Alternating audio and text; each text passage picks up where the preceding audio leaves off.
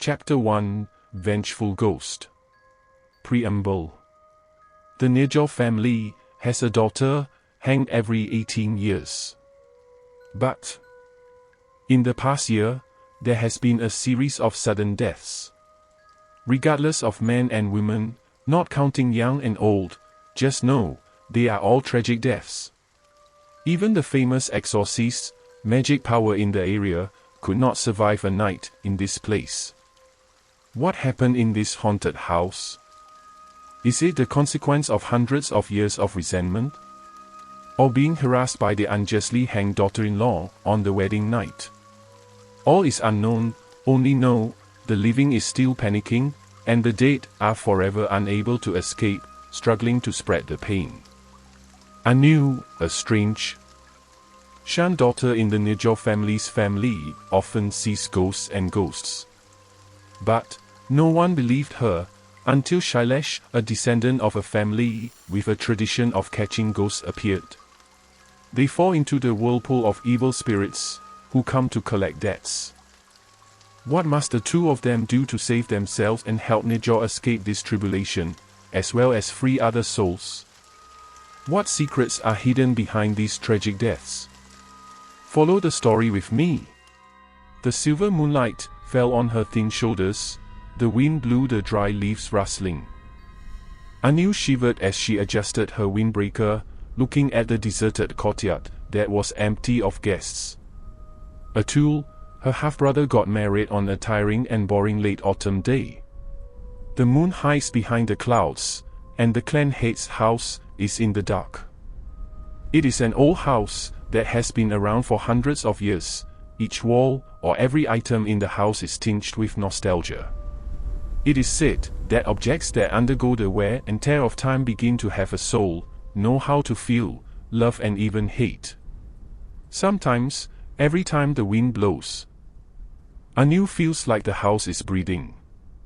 Night fell, the rows of houses began to turn off the lights. Anu returned to her room, climbed into bed. Although her eyes were half closed, she still couldn't fall asleep. Her ears are sensitive. Don't understand what's wrong with the water system recently, but keeps hearing the sound of water dripping drop by drop. That sound is not loud, but extremely annoying.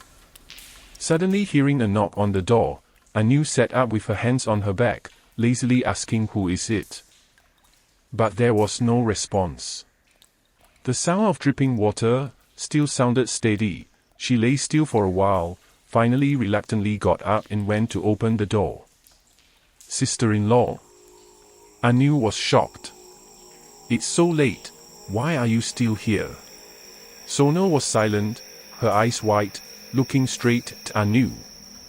The face is grey, the eyes are dark, and the cheeks are sunken, different from the beauty and splendor of this morning. A cold feeling ran down Anu's spine. She unconsciously took a few steps back. You go to find Atul? Anu asked cautiously, glancing at her thin hands, showing blue veins on the opposite side. I don't understand why just now. Anu has a creepy feeling. There was no reply, only a very slight nod, seemingly invisible from Sonal. Anu sighed softly. Earlier, she saw Atul hurrying out. It is estimated that this younger brother got married, but still did not become more mature.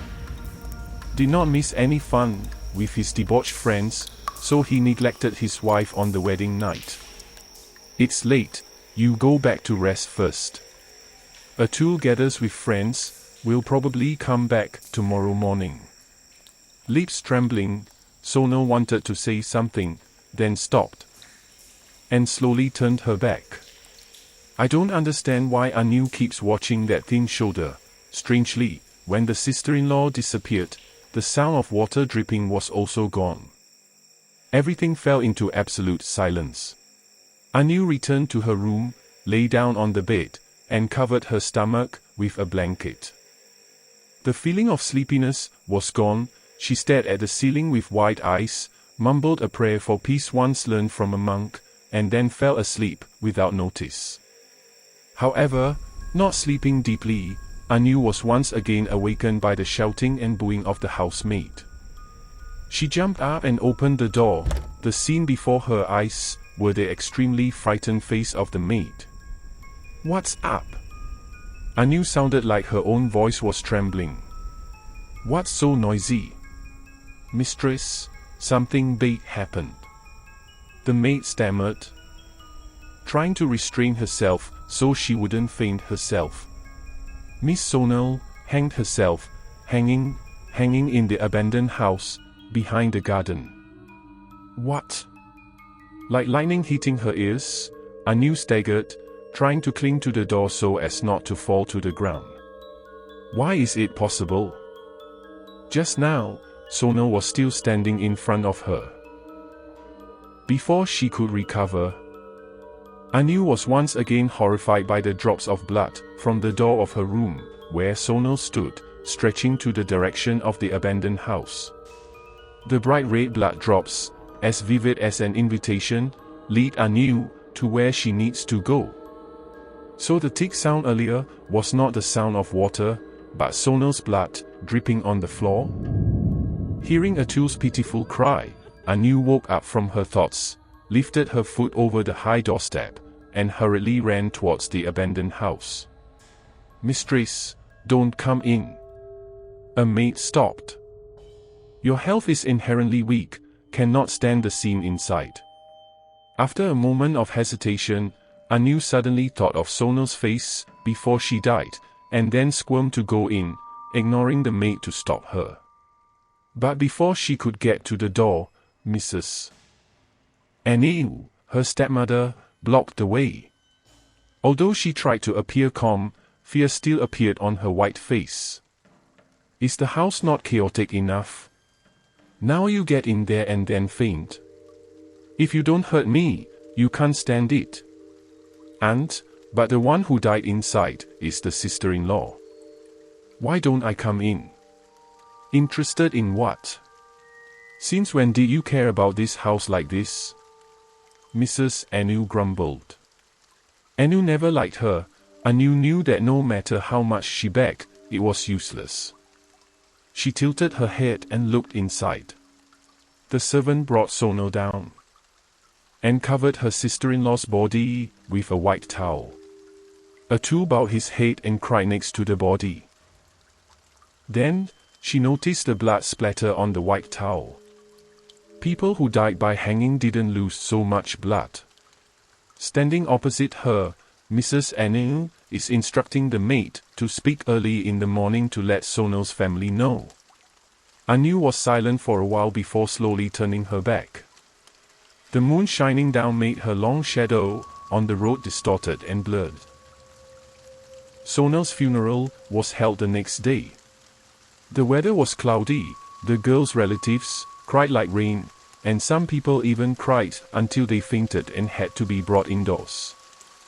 The groom's family only knew silence, a puzzled expression.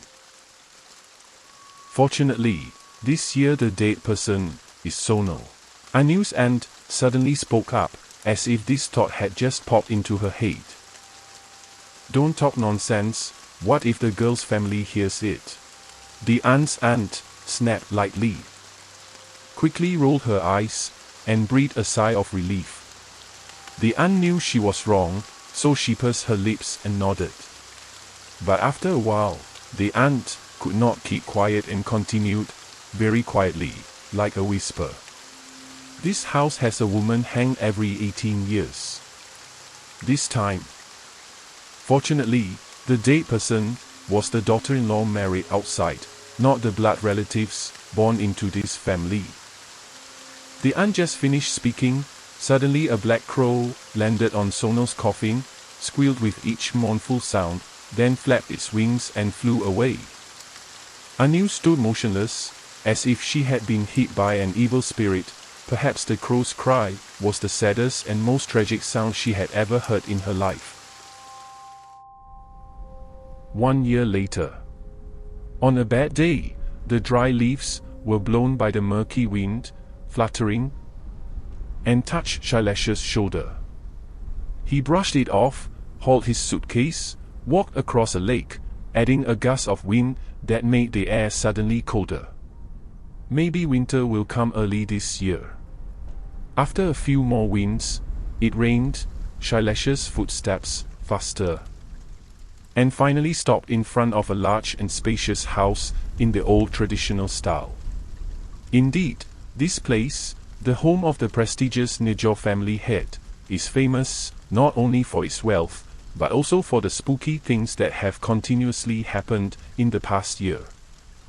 Just standing outside the door, Shailesh could feel the strong aura swirling, like a rising tide that could not be stopped.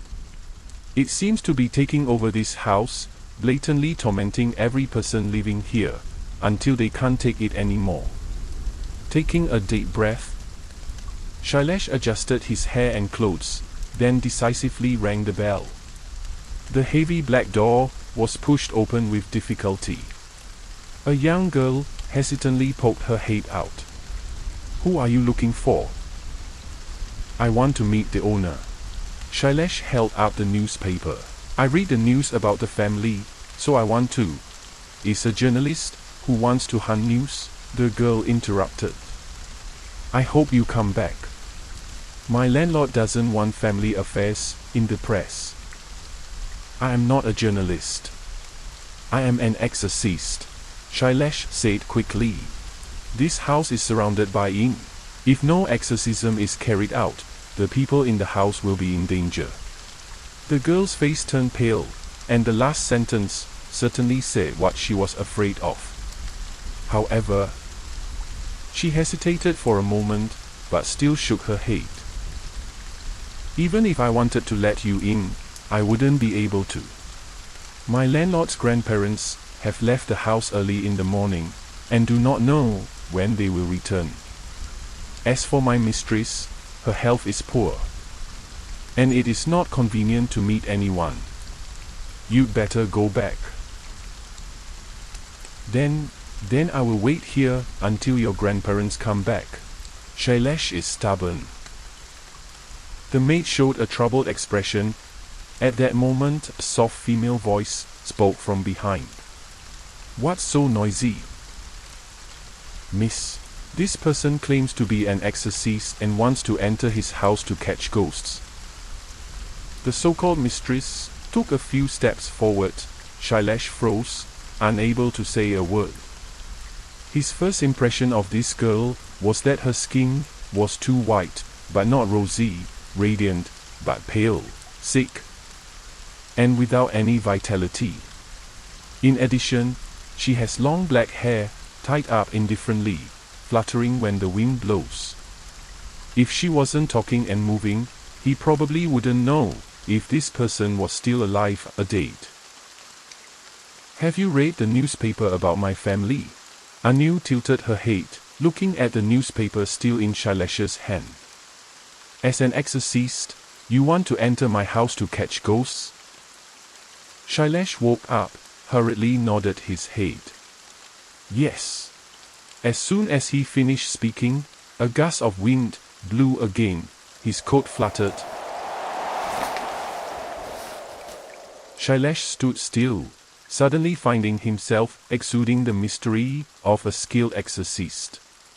Moreover, he is also the son of a religious family, well educated.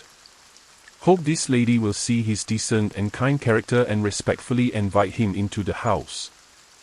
Anu observed from head to toe the opposite person, secretly bored in her mind. This person is fair-skinned, has a scholarly features, and can hardly be considered handsome. However, it was the same long black coat, which if someone else wore it, would be polite. But wearing it on him was extremely grotesque, as if trying to make himself old before his time. What's more, the hair is stuck to his face, proving that this is a random person who wants to go out on the street, not bothering to watch the weather forecast. Anu rubbed her temples, no longer interested in looking at them. "I accept your good intentions, but my family invited the exorcist, so there is really no need. It's going to rain heavily, go home." As soon as she finished speaking, she turned and walked away. The maid also quickly closed the door, not giving Shailesh a chance to say anything more.